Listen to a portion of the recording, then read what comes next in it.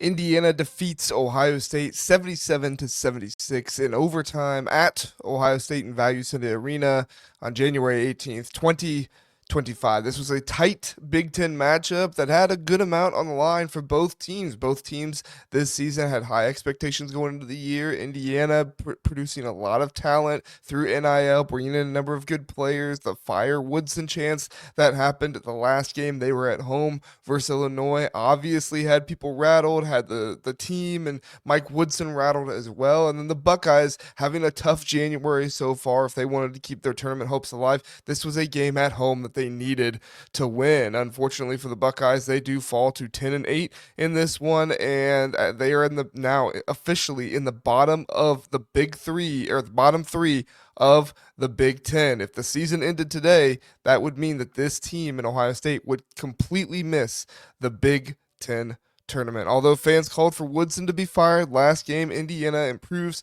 to 14-5 on the season, and they currently are fifth place in the Big Ten. Let's talk about the game a little bit. First half, what kind of stuff went on? Ohio State, they led 35-29 at the half, powered by strong performances from Micah Parrish, who had 12 points. He did leave at one point due to an injury, but he was able to come back in the second half. He had 12 points. Bruce Thornton with 9 points. Ohio State had some very solid shooting from the field. They were only 3 for 9 from 3, but shooting nearly 50% at 12 for 26, and they added 8 of 11 free throws to that total as well. Indiana, about the opposite, 10 of 30 shooting from the field, 1 of 9 from 3, and then they hit 8 free throws as well, but on 10 rather than 11 attempts. Indiana had 5 turnovers in the first half.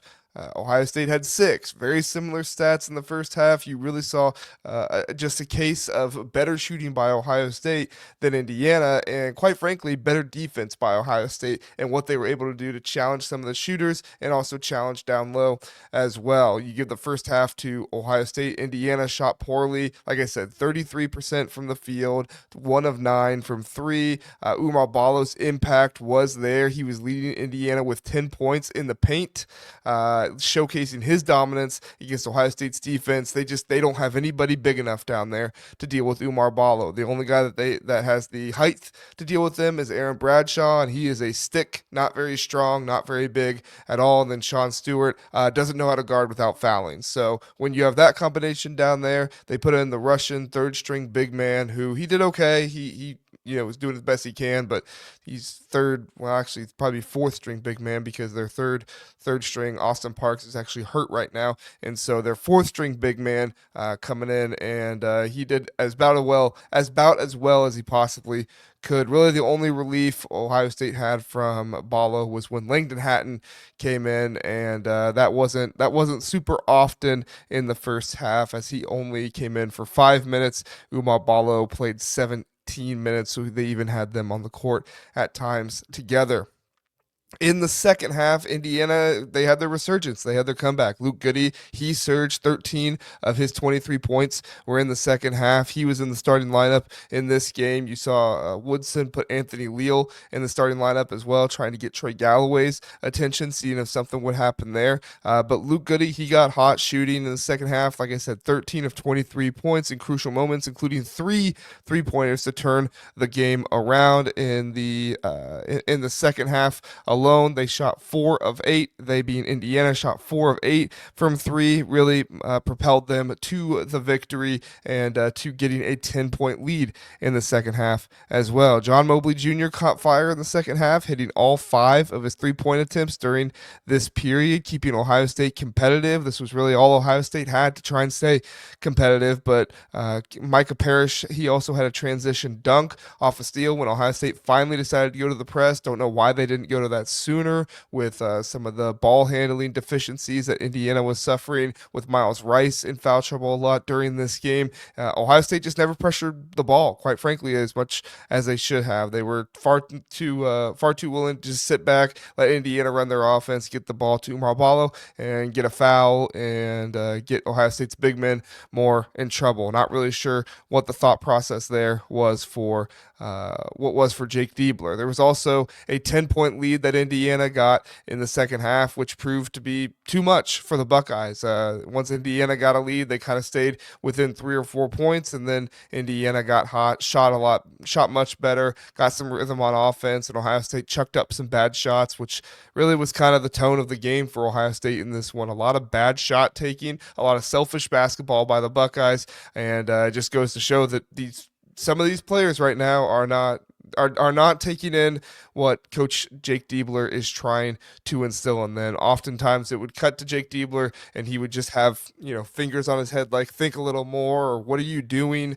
It's obvious that there is an issue right now with Jake Diebler trying to instill whatever he is coaching into these players, whether it's frustration, whether it is, being upset with other players on their team, whatever it might be, lack of confidence, whatever it might be. There's definitely an issue with this Ohio State team that they're going to have to figure out. They were without Devin Royal tonight, so that does impact things. And Micah Parrish, like I said, left the game for a little bit. Michi Johnson is still not with the team, and Aaron Bradshaw is still not playing starter minutes like he was before.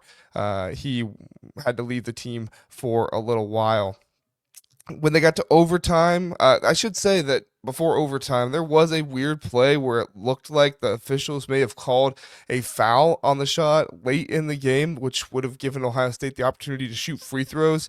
The shot looked like it was at the buzzer, but they never really referenced it, and they never referenced it on the TV, television version of the game either. So not really sure what happened there, but nonetheless, there was no call on that final play, that final shot of regulation. So you go to overtime. Crucial plays that led to lead changes. Ohio State's Ivan Najovin starts strong. He had a go-ahead layup and critical block. Indiana's Caden Carlisle kept Indiana alive with free throws in his defense. Keenan Carlisle, by the way, was really good in this game. 13 points, only 5 of 12 shooting, but he did have 4 rebounds, and he added an assist to that as well. Very good in transition, was helping Indiana out in that area where they, again, didn't really have much fast break points or really any transition basketball in the first half. They were more willing to get out to that, which really helped them. Luke Goode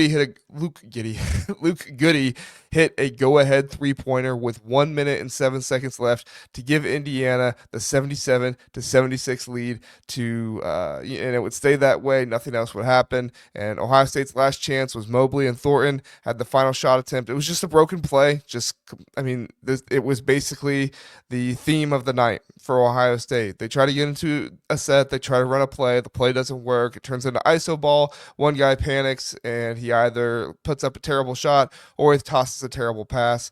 In this situation, it was a terrible pass that went to Bruce Thornton. He did his absolute best to try and get off the best shot that he could. Puts up the shot, doesn't go in. Indiana wins in this game. Indiana's key performers were, like I said, Luke Goode, career high 23 points, including 3 3-pointers, was instrumental in turning this game around. This is really a player that Kent and I talked about, needed to be leaned on for Indiana. His love for Indiana basketball, how hard he has been trying, the leader that he has become on this team. Oumar Ballo, he had his issues last game against Illinois with maybe there was some effort issues and stuff like that. We pointed those out as well, but he had a dominant performance in this one. 21 points, 15 rebounds, showcased a lot of physicality, a lot of hustle. He was on the ground in this one as well. So if you're an Indiana fan, you love seeing that. You love to see Oumar Ballo continuing to fight, continuing to be out there. He played 40 minutes in this game. For a guy coming in that people said he's not going to be able to play very much for you, well, with Malik Renew out right now, looks like Oumar Ballo is playing a lot of time. Speaking of McKenzie Mbako in this game only played 22 minutes, only had 6 points, 1 of 5 for shooting, 0 for 4 from the three-point line. Don't know what's going on with him there, but seems like Mike Woodson might be a little upset with Mbako right now. Didn't really see him in the critical situations and the critical times. You really saw Mike Woodson lean on some of his Indiana guys, Trey Galloway, Anthony Leo, guys like that, that maybe were giving more effort out there. Not to say Mackenzie Mbako's effort was bad, but he definitely was not in a good rhythm. Like I said, only 1 for 5, 0 for 4 from three-point land in this one. Ohio State did have a standout performance from John Mobley Jr., scored 22 points, including 5 crucial threes in the second half. Bruce Thornton was reliable all game with 18 points, 6 rebounds, a consistent threat on both ends of the court. He did add 3 assists to that as well. You like to see that. Micah Parrish was aggressive in the first half, contributing to 19 points overall, so only 7 points in the second half, but he showed energy on both ends of the floor. And really, you can't blame Ohio State's guards at all. Ohio State's guards did everything for him in this game. You got 0 production from the big man. Aaron Bradshaw, he played 11 minutes in this one, only 2 points. Sean Stewart played 20 minutes, only 4 points. Evan Mahaffey played 34 minutes, only 5 points. Ivan Njovan, I apologize, I'm probably saying that wrong. He played 13 minutes, only 2 points. It's not going to work if your big men aren't giving you anything. We thought that this might help Ohio State more to get Aaron Bradshaw back at the very least on the defensive end, but in this one, he really wasn't a factor on the defensive end either. He was basically just a wall for Oumar Ballo to run into and get a foul. Same thing with Sean Stewart. He did make some plays on the defensive end that impacted things, but for the most part, it was just get the ball down low to Oumar Ballo. They're not doing anything to protect those guys right now, and for Jake Diebler and Ohio State, they need to get into that. So let's get into some pros and cons. Indiana, I mean, this is the obvious pro, but the resilience, the comeback, the 10-point lead in the second half coming back. I think the largest lead was 7, I believe it was for Ohio State in this one. So for Ohio State to get out to a lead and for Indiana to come back, a lot of resilience there. You love to see it. Oumar Ballo responding to the tough game that he had against Illinois. Just interior dominance, Luke Goode's timely shooting, really the in and out game was helping that, not the in and out game, but the ability for Indiana once they got to be able to shoot the ball and Luke Goode was hitting his threes, Oumar Ballo was able to have a little bit more space down low, and also the way Oumar Ballo dealt with the double team in this one as well. When the shooting was not there, Ohio State was doubling Oumar Ballo. Part of this was Oumar Ballo doing well, and part of this was also Ohio State just can't double team anybody. It's just, quite frankly, it was very poor and kind of embarrassing to watch them try to double team Oumar Ballo. Every time they double teamed him, they didn't seem to understand where their rotation went, and Oumar Ballo was able to pass out of it pretty much every time, and he was able to get some assists as well, 4 assists in this game. Other than Trey Galloway, who had 6 assists, he was the second leading assister in the game for Indiana. And strong team defense in overtime, limiting Ohio State's chances. The defense wasn't really there in the first half, but they buckled down and got better in the second half for most of the time. And then also into overtime, really showed their resilience and their drive to want to win this one. Indiana, their con is basically just a slow start. I mean, bad 3-point shooting, slow start, didn't do a whole lot off the ball to try to get themselves open.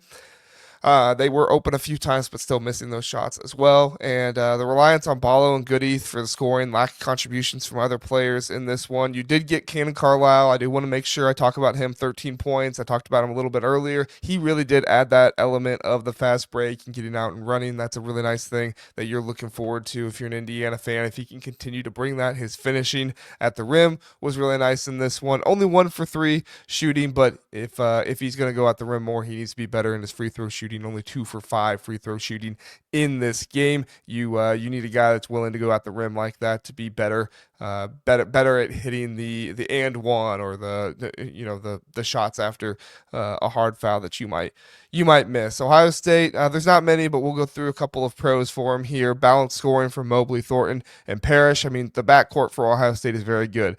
Junie Mobley's still young, but he gave a lot of effort on defense. You like to see that. I don't think Junie Mobley's not a team player. I think that right now he's just pressing a little bit, and he's kind of trying to put the team on his back with some of his poor decision-making in his shooting. I'm not really worried about Junie Mobley with a selfish attitude or anything like that. I'm more so just worried about him in his development of the game with not really being in a successful offense right now. This is what we saw under Chris Holtmann, and this is what we're beginning to see now under Jake Diebler as well, where the offense their plays are breaking down far too early, and they're having to improvise, and they really don't have any short-term plays to get into when those plays don't work out. Either they don't have them or the players are not getting into them. One of the two, not really sure. But when your big men aren't playing well, the pick and roll is really not much of a threat either. So Sean Stewart, Aaron Bradshaw, Ivan, and those guys, they need to, quite frankly, they need to be better. Just more offensive, more of an offensive threat. They did have strong offensive flow in the first half, taking advantage of Indiana's mistakes, but that was also before you really saw the big men for Ohio State having to consistently leave the game before they got into foul trouble. Miles Rice was also in foul trouble in the first half, so that attributed a lot to him only playing about 3 or 4 minutes, maybe 5 minutes at most. But him being out, he provided much better defense for Indiana that really was able to stop that flow in a lot of ways. Cons for Ohio State, there's a lot of them, but I'll just hit a couple here. They struggled to contain Ballo in the paint and Goode from behind the arc, just too many fouls. Luke Goode, they weren't keeping track of him. Their back was turned. They were focused on Ballo. Luke Goode was able to get open. He could pass out of it. Somebody could pass anywhere. And Goode did a really good job of getting open enough to hit those shots. And then missed opportunities in crunch time, including the missed shot in the final seconds. They had 2 offensive possessions with that final minute left to be able to hit a shot and to be able to get over Indiana by only 1 point, and they couldn't do it. This marks now for January. Ohio State is now 5-17 in January since 2023. I didn't go back and count all the close games that happened, but I can almost guarantee you that if we count the close games in January that they lost, there's probably a good amount of those as well. So not a great night for Ohio State, a promising night for Indiana. Mike Woodson came out, wanted to make a statement with the starting lineup. He wanted to make a statement with how he's playing guys. Like I said, Mackenzie Mbako, only 22 minutes in this one. You saw Kanan Carlisle give 36. He was giving max effort. Trey Galloway played 35. Miles Rice only played 15. Don't really think it was an effort thing. It was more foul trouble. But you saw guys respond when they got into the game, at least in the second half and in overtime.